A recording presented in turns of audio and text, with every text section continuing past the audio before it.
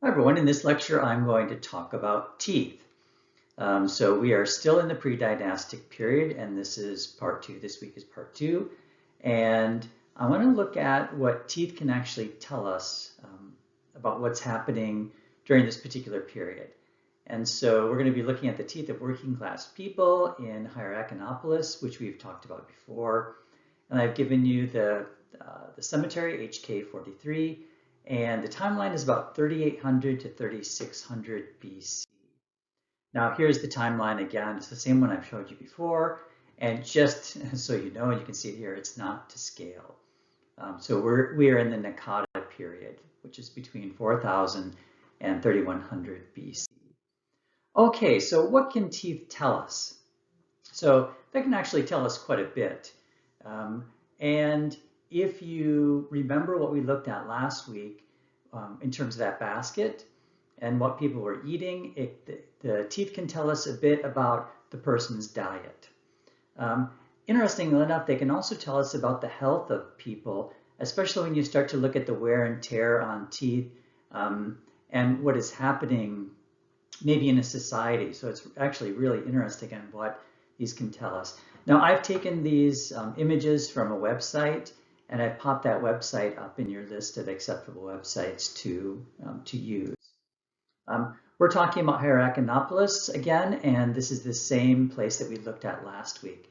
I will tell you, and I think it's on the next slide, the Egyptian name for this town was Nekin, which actually seems to be preferable to me to pronounce because I hate saying Hierakonpolis. Okay, so this is from Cemetery 43.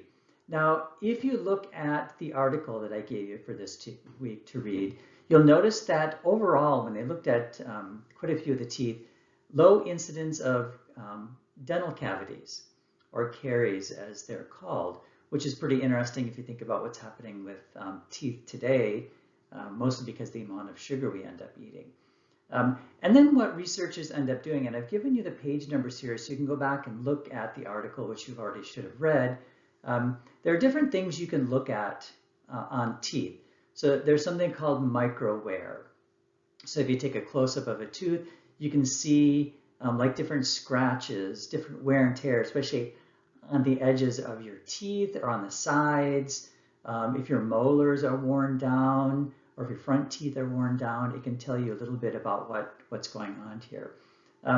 What we found is that there are sex differences with the amount of scratches on teeth. So you find in male skeletons, there's more something called microwear or small wear on the teeth. And then if you look at the type of wear that's actually happening, and what you can see is that there are different types of scratches. So sometimes you can have really large, deep scratches, and other times you can have a whole variety of like small scratches, large scratches, and so on.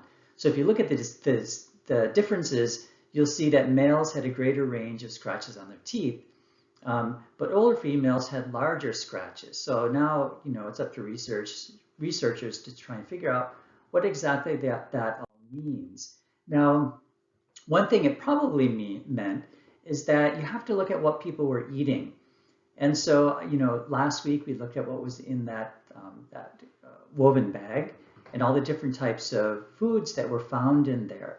So we do know that the Egyptians were making bread at this time. And it looks like the bread from the remains that we have from loaves of bread is that they were actually really gritty.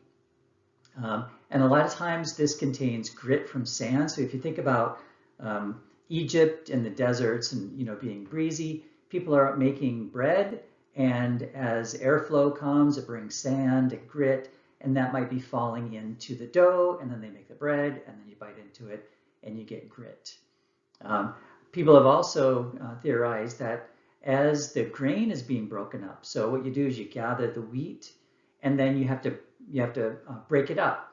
And so these are usually done in like stone bowls with stone handles. And you've seen these before. If you like to cook, you know exactly what I'm talking about. But anyway, as you're pounding, chunks of stone may be coming off the actual bowls and the pounder. And so that gets mixed in with the bread, and then you take a bite of bread, and then you can scratch your teeth. So it's been theorized that it's possible that males were eating more bread than females, and that results in a variety of different scratches, which is what the research was showing, that males had a wider variety of scratches as opposed to females who had more large scratches. It's also interesting if you go back to what I just mentioned with the low evidence, yeah, I guess it's the word, low evidence of dental cavities. It's thought that this is possibly because they had a meat diet, so eating lots of meat. And it turns out that when you eat meat, it changes the pH of your saliva, which makes it harder for bacteria to grow, and it's bacteria that causes cavities on your teeth. So more than likely they weren't brushing or anything like what we do today, but their diet was probably helping to create a really bad environment for bacteria in the mouth. Now, there are other things you can look for in terms of teeth that can tell us a bit about the health of people. So I just told you a little bit about what it can show us in terms of what people are eating. You can also look for stress levels. So you can look for damage to enamel. Now, enamel is the outer coating of your teeth.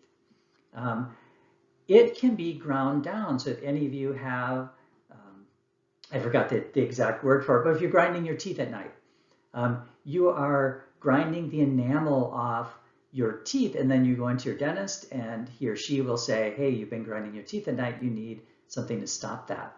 Well, the ancient Egyptians didn't have that. So what scholars have been looking at is looking for damage of enamel and trying to guess what it might be. And I've given you the article details that I'm talking about here. So if you look at damage of enamel over time, and this particular article looks at the Badarian culture, which is just before Naqada. So if you go back and look at the timeline, the Badarian culture was earlier, and then you got the Naqada culture right after that. What you find is that there's more damage to enamel during that period, and over time, you get less and less damage to enamel. So less in the Naqada, and then even less in the dynastic period, and then later in the dynastic period, even less than that. So what exactly is going on here? Well, we know in the Badarian period that there was agriculture. So people started planting wheat and barley and domesticating animals. Now, if we're looking at enamel wear, like teeth grinding and so on, and if that's related to stress, then it looks like the switch to agriculture was stressful for people, and it had a negative impact on health. If you think about just stress in general, it was stressful when you're trying to grow food. And why is it stressful? Well, think about growing, if you've grown anything in your yard and you're looking forward to, say, carrots or something, and they don't grow, or something comes in and eats them, pulls them up, or the seeds start and then it doesn't rain. If you are totally dependent on that crop, you're going to be pretty stressed, because what are you going to eat? So there are reasons for stress with agriculture is, possible crop failure. There's competition for crops, meaning if you have a great amount of wheat that you've just grown and the neighborhood just north of you had a bad harvest, they may come in and try and take your food.